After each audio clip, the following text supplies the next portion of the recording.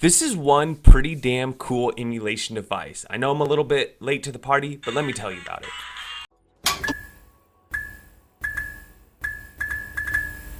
First, I want to thank Banggood.com for sponsoring this video. They basically just sent me this free review unit. Links in the description. By far the cheapest way to get one of these. And when I saw the clear plastic version, I had to go for it. I understand there's a newer model, the 350M, which adds aluminum. It also changes the button layout and adds a couple additional outputs. But since this one was released, the HDMI out problem has been fixed, and this is still a very capable emulation device. When you get it, you'll notice it has a ton of outputs, a ton of controller configurations, as well as you can add your own, and it just looks great.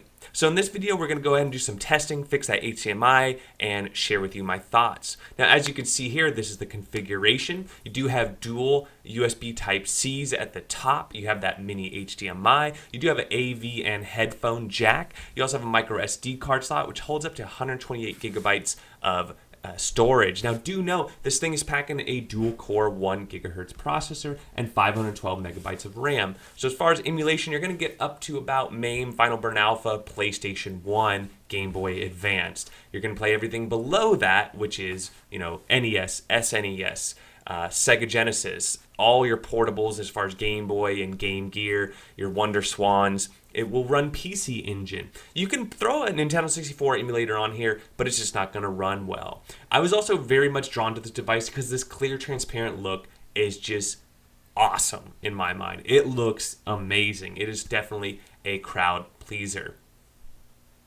Now, I do have the old model. There is a newer model with, as you saw, the sticks in a different place as well. All that stuff, depending on how much you want to spend, that's up to your budget. Here is the 350M. I did want to put this up here to show you that, as you see, they move the D-pad up, the analog stick left. They deepened the analog sticks and changed them out. They said they do a different R1, R2 button. I don't know how big of a difference that is. And then they relocated the volume to the left side of the system and the power button to the right side of the system instead of on the bottom of the system. So quite a few bit of upgrades, but it's still dual stereo headphones. And as far as the CPU, GPU, RAM, and all that, it's the same. So as far as performance, it should be fairly similar. This one, I believe, out of the box, though, the HDMI out was already fixed. So either choice is good for this particular review, though, and as far as the capabilities of the machine, it's going to be the exact same between all of these. Now, personally, I actually like the kind of this billet look of the aluminum finish. Looks cool. I like the transparent slightly better, and in a future video I'll show you how to customize this thing. But just off first gameplay, it's well set up out of the box. You really don't have to do a lot of customization to be playing this and enjoying it right out of the box. And if you like to customize, boy, you could just slap in an SD card, throw entire ROM collection straight on there. All you have to do is format it to FAT32. As far as the operating system, it's fine. It works. It's big. It's easy to see. You can change out the backgrounds. As far as the controls, I have big hands. It was actually pretty decent. I can see why the newer model with the D-pad switch might be a little bit better, especially as far as reaching over between A, X, Y, B, and the D-pad, especially for the older emulators.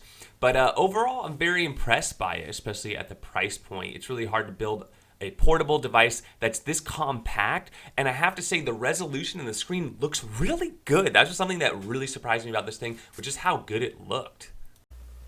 So what you'll notice on the screen here is you have folders on the top, and you can go through that with your R and L buttons. And what you should know is it's pre-installed with a ton of emulators and a ton of games. Take SNES, for example. They have all the Donkey Kongs, all the Kirbys, all the Mario, Street Fighter, Rockman, also known as Mega Man. They got Teenage Mutant Ninja Turtles, Bomberman, Earthworm Jim 1 and 2. They have a ton of games. So over 270 SNES games. You have 638 Genesis games. You have 50, this one is Game Gear. The Wonder Swan, none. Game Boy, you have 178. Game Boy Color, you got 221. Final Burn Alpha, I don't know if we're going to be able to count this one, but you've got a lot.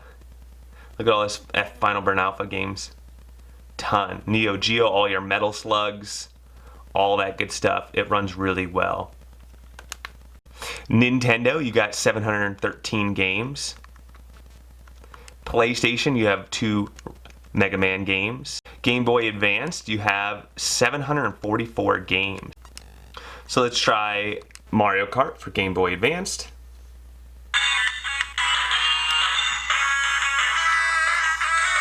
So let's go ahead and lower the volume here.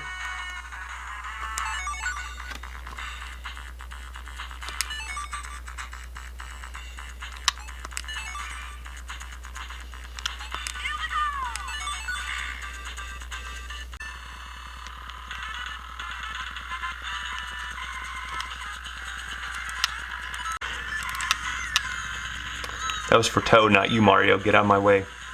So as you see here, PlayStation 1 playing Rock Band 6. No lag whatsoever. The screen actually looks really great playing PlayStation.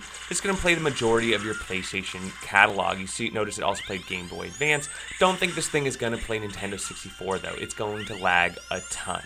But all those portable devices, PC Engine, MAME, Final Burn Alpha, it's still going to play over 10,000 games. You can add emulators and you can add your own ROMs to this. Just throw them on your SD card, put them in the right directory, and you can load them up in no time. What I'm going to do is just go ahead and format my SD card. I have a 32 gigabyte in here for ROMs. That's fine. Okay, cool. All right, so make sure you get the right version. I'm not using the M version. I'm using the older plastic version. So here it is, and this is all we want right here. We want to create a new folder on a micro SD card called apps and then drag it over. So we went over to applications on this top menu, and now we have this new icon all the way down here called OS Update. Go and press OK. Make sure you read through this. All right, you have to hit enter, hit your start. All right, now we're all done. Your system's gonna restart. I'm gonna go to settings, and you wanna go to this the G menu 2X, go scroll all the way down to HDMI, turn that on. Use your left and right, see off, on. And that's it. You're all set now.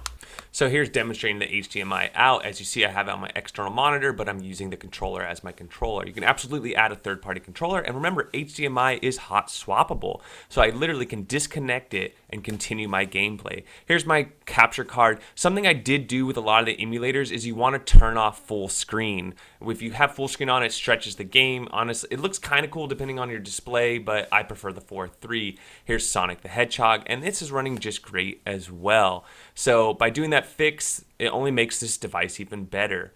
So that's my conclusion on this. For the price, this is hard to beat. Although it's not pushing the most performance, it doesn't have the best screen, it doesn't have the best battery life, it does have kind of a good playing field as far as decent controls, decent battery life, a lot of expandability and options, and just out the gate, it works good. So if you're interested, I'll leave links to Banggood. Thanks again for them. They did send me this unit free of charge, but I am loving it. I don't know if I'll upgrade to the M anytime soon, but maybe someone convinced me to. That's what I think. Let me know what you all think, and we'll catch you on the next one.